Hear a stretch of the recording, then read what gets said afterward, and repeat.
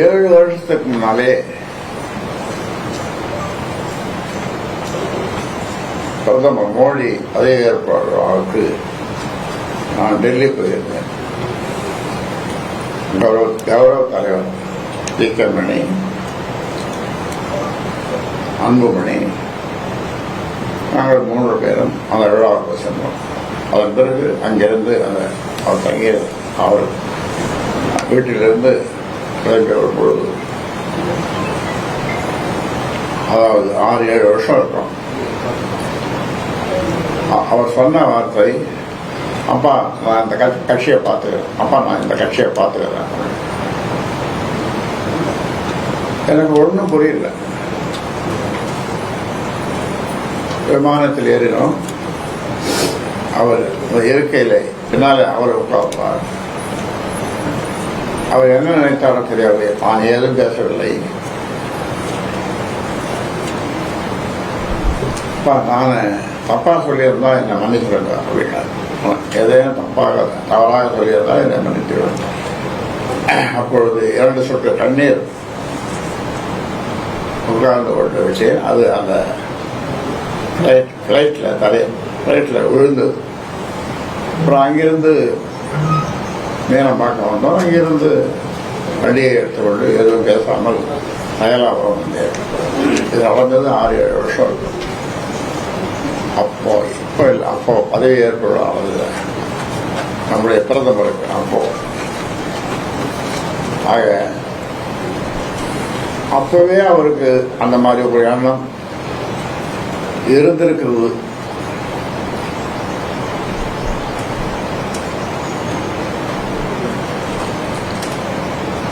அதன் பிறகு அவர் எப்படி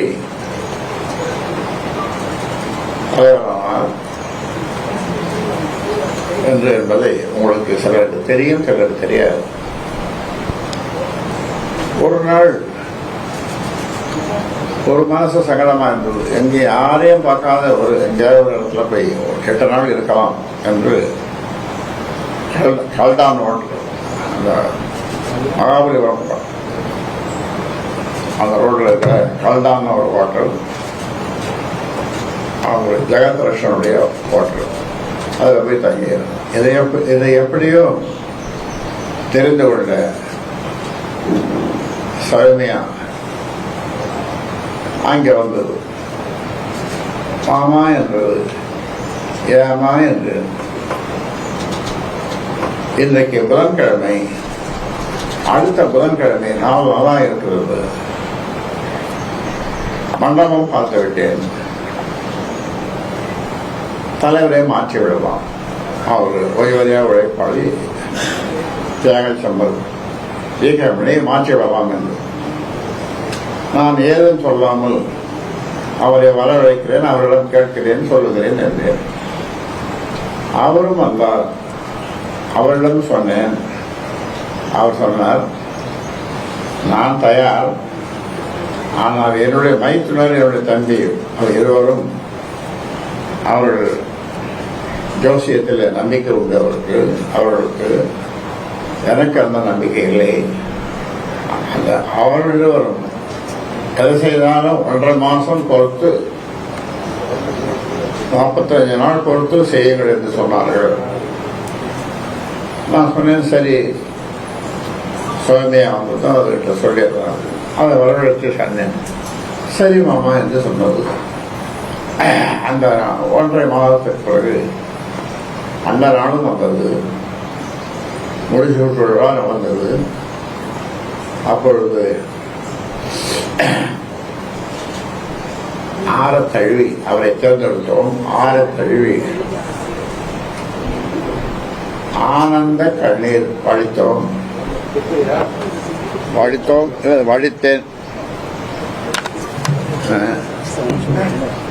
ஆனந்த கண்ணீர் வடித்தேன். அப்பொழுது நான் பேசும்பொழுது சொன்னேன், என் குடும்பத்தைச் சேர்ந்த பெண்கள் யாரும் கட்சி நிகழ்ச்சிக்கோ மற்ற நிகழ்ச்சிக்கோ கட்சி நிகழ்ச்சிக்கு போகக்கூடாது.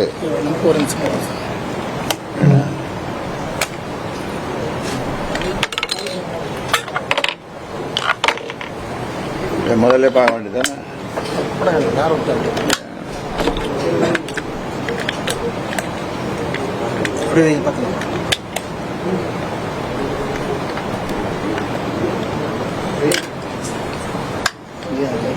மொபைல் இல்லையா?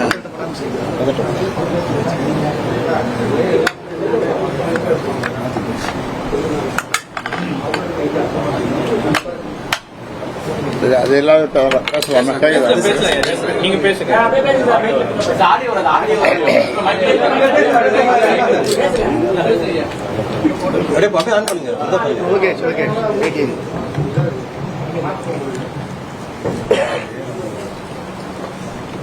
ஆனந்த கண்ணீர் குடும்பத்தை சார்ந்த பெண்கள் அரசியலில் அரசியலில் ஈடுபடக்கூடாது என்று சொன்னேன். ஆனால் இப்பொழுது நடப்பதெல்லாம் உங்களுக்கு தெரியும்.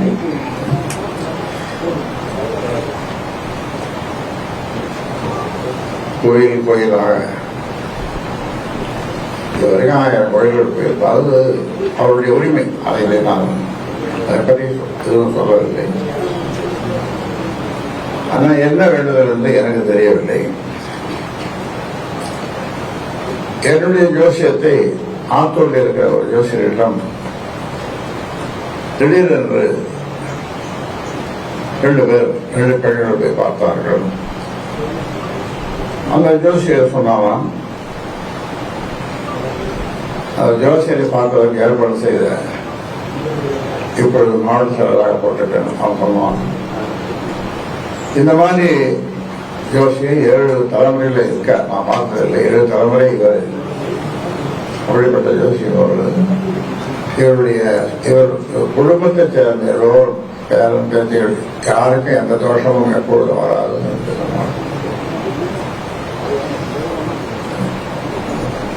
அதாவது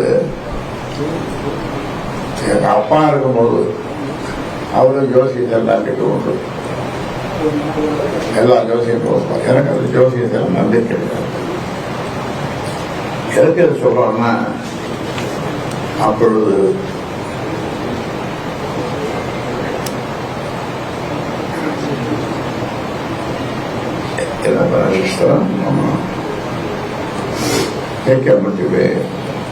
பேரன் என்னுடைய குழு பேரன். எனக்கு அவன் பையனுக்கு குழந்தைக்கு ஒரே ஜோசியம், ஒரே ஜாதகமா, என்ன சொல்றாங்க, நட்சத்திரமா. சரி, அது போட்டோம். இப்போ அதெல்லாம் நீங்க துடிச்சிட்டு இருக்கீங்க. என்ன கேள்வி கேட்டு இவரை மடக்கலாம். இப்போ நீங்க கேள்வி கேளுங்க.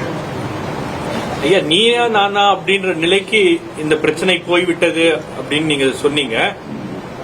அப்போ இதற்கு ஒரு தீர்வே கிடையாது. பேச்சுவார்த்தை மூலமாக தீர்வு காண முயற்சி செய்தது, இது எல்லாமே தோல்வியில் முடிந்திருக்கிறதா? நான் அப்படித்தான் நினைக்கிறேன்.